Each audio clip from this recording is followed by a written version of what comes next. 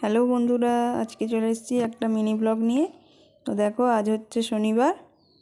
আজকে সকাল সকাল চান করে নিয়ে এই যে বাইরেটা একটু বেরিয়েছিলাম রোদটা চুলে দিতে। তো চলো, এরপর আমাদের টিফিন করতে হবে। তো আজকে বানাবো হচ্ছে বাসি রুটি ছিল দুটো, তো সেই রুটি দিয়েই দুটো এগরোল করে নেবো, আমি আর মেয়ে খাবো।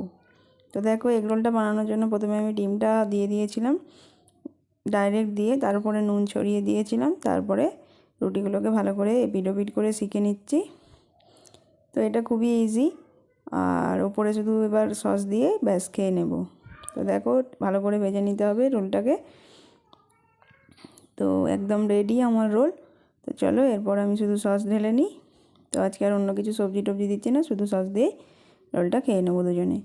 তো দেখো, মেয়েকে প্রথমে দিয়ে দিলাম, মেয়েও খেয়ে নিচ্ছে, ওর তো ভালো লেগেছে খেয়ে। তো এবার চলো আমিও